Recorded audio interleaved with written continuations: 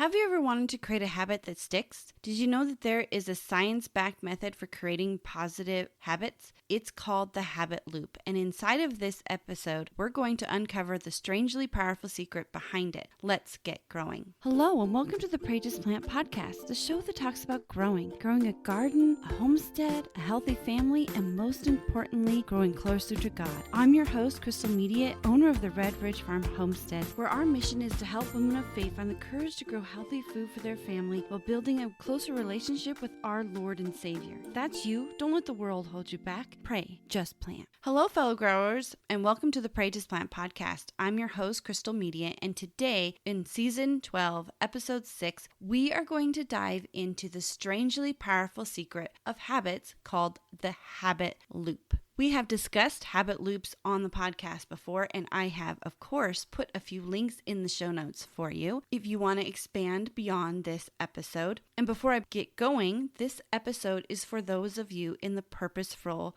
growing stage called Just Grow stage. I think this really can be in any of the stages because it's going to help you develop habits. And we need habits in every stage, don't we? We need habits in the home, we need habits in the kitchen, habits in the garden, habits on the homestead, and so much more. And sometimes even personal habits and things that help us get things accomplished and so much more. Habits are a great way to make things that we want to change.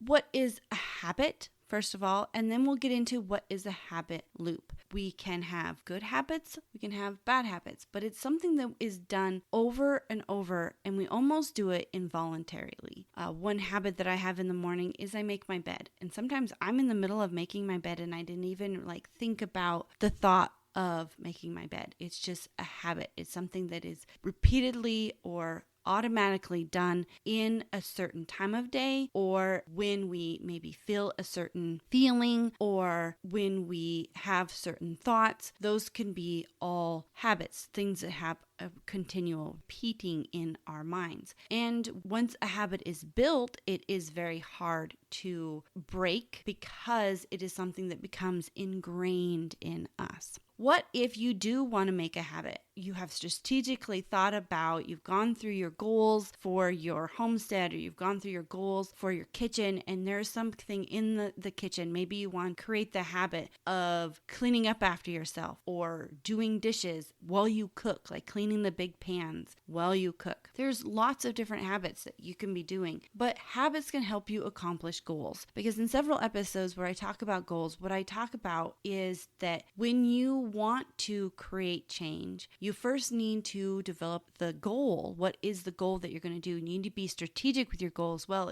as in being detailed. What are the things that are going to help you reach that goal? And if it's doing a certain thing like cleaning up the pots and pans while you cook so that cleaning up after supper is easier, then that might be a habit that you can start working on. And I have the Growing with Habits PDF that walks you through the steps of how to really break out and figure out your habit that you want to start. This habit loop is essentially that. This is something that you're going to be doing over and over again, a loop, right? It comes back to itself, that you are going to do, these steps that you're going to do that are going to push you through your habit and also bring you back to remind you about your habit, and push you through the habit and remind you about the habit and push you through your habit. So that's what a habit loop is. It is something that helps you get and formulate a habit, but it also keeps it moving forward so that you can keep moving and creating it, because it said that you need to do something at least, I think, 30 to 60 times in a row before it can even become something that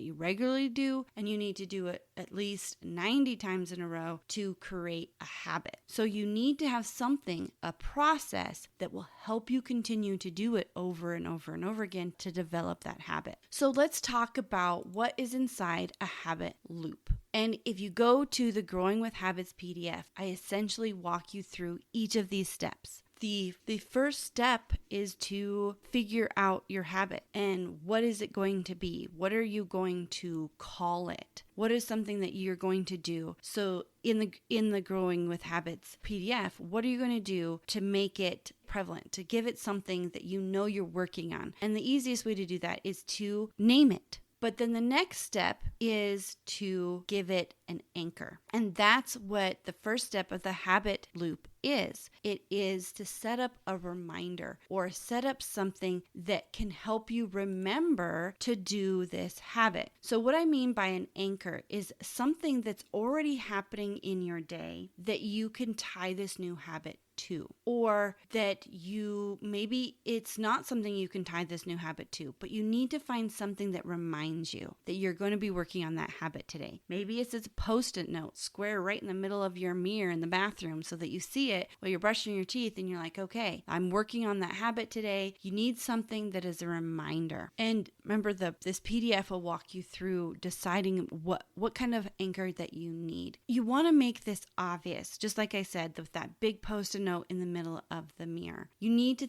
think of things that are obvious. Maybe it's something that you need to add on to something that you're already doing. Or you could even have, you're walking through your bedroom door. You could put the little post-it note on your bedroom door, the little just above where your handle is, and you can see the post-it note and be like, oh, and you look back. No, I didn't make my bed. And the post-it note literally says, did you make your bed? But it's something obvious. It can be in a place that's obvious. It could be in a habit that's obvious, something that connects to it. So for my laundry, I did 3 things. The first thing is I struggled with getting it done every morning. So the first thing I did was I would place my laundry basket in front of or next to the area that I brush my teeth and comb my hair, so that every time I would turn to leave the bathroom and shut off the light, I would see my laundry basket. And I'd be like, okay, I got to fill that up today. I got to do my load of laundry. So I would take the time then, I'd load up the laundry. Then the next thing I struggled with is I got into the habit of putting my laundry downstairs, but then I struggled with remembering to go put it in the dryer because my laundry is downstairs, so I don't hear the buzzer go off. I don't hear the washer quit running. I don't hear any of that. So it was out of sight, out of mind. So what did I need to do to bring it back into sight? And it could be obvious. Well, I didn't put my laundry basket in the middle of my kitchen, but what I did do is I put a post-it note in my kitchen so that when I went to go make lunch for myself or lunch for the kids, I saw the post-it note that said, hey, Crystal, remember to go move your laundry to the dryer. So it was a reminder that was already set into my day, and it was in an obvious place so that I could remember it. And then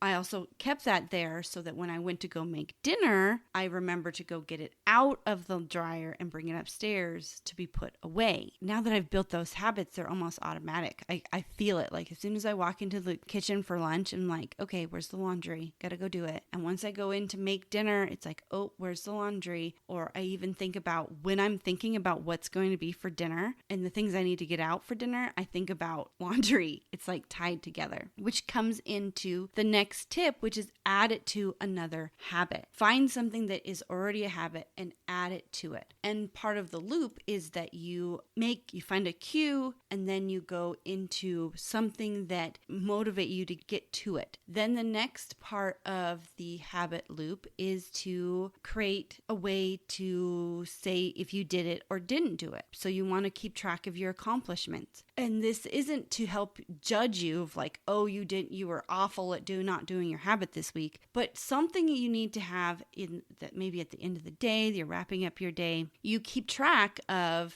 And seeing these post-it notes all over the house is going to help you remember. But it's like, oh man, I didn't even get to that today. Why didn't you get to that today? Did you skip lunch? Did you not see the post-it note? Is the post-it note becoming part of your environment? Sometimes that can happen as well. I don't know about you, but have you ever had like a pile in the corner of your room and at first it bothers you? It's like, oh, I got to get rid of that pile. But eventually the pile becomes part of the decorations of your room and you just kind of ignore it and you just go by it and you just don't even think about it anymore. Sometimes a post-it note can be that as well. So you need to keep track of your accomplishments so that you can do the next thing, which is reward yourself. So if it's a habit, you're just starting out, reward yourself every day, even with just like, man, I got this done. A nice word for yourself is still a reward. So that's going to push you into the next thing. So let's go through the loop all together. Once you you've established what your habit's going to be, and the growing with habits is going to help you figure that out. It's going to help you name it. It's going to help you describe it. It's going to help you build a habit tracker. It's going to help you do all those things. Then you can create the habit loop, which is find that anchor and make it obvious, something that's going to help you get to it every day. If it's an anchor spot in your day, whatever it is, it'll help you remember. So the first step is remind. Then the next step is motivation, because part of the Growing with Habit worksheet is it's going to ask you, why are you doing this? Why is this habit going to help you? And that's going to help you be attracted to the habit. So maybe even on that post note, you write, be more organized, or the reason why you're doing it, so that you have the cue as well as the reason,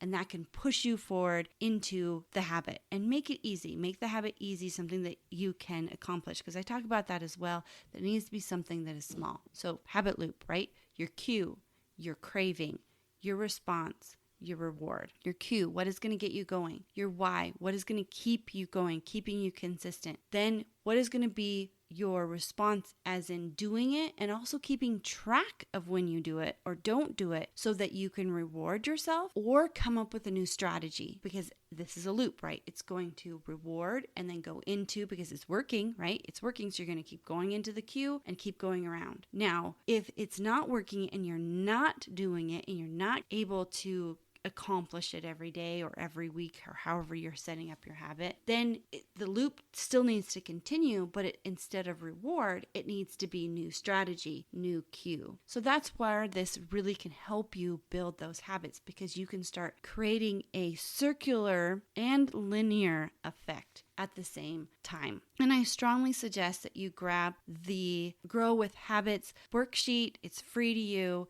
and it walks you through finding your why behind it. It talks about what you're going to do if you do fail. It talks about what you're going to do when you succeed, what reward are you going to give yourself, and so much more, because it's going to help you build this loop that is already scientifically proven, so that you can move forward with it every single day and create and build those habits that get you closer to your goals. Because the reason we build habits is not to add restrictions to ourselves or add more to our day, but it's to build habits. All of them should be so that we can grow. That's why I call the worksheet Growing with Habits. Our habits are going to help us grow and expand. No, it could be our knowledge. Maybe a habit you're trying to do is reading more, but it could be what is going to be setting up our goals. So there's so many ways that habits can help you, especially in the home, on the homestead. Dive into this topic here and also in the links. Go to the show notes, grab the resource that I have for you, and get started on develop your own habit loop. I want to thank you for joining me here at the Pray Just Plant podcast. And as always, don't let the world hold you back. Pray Just Plant.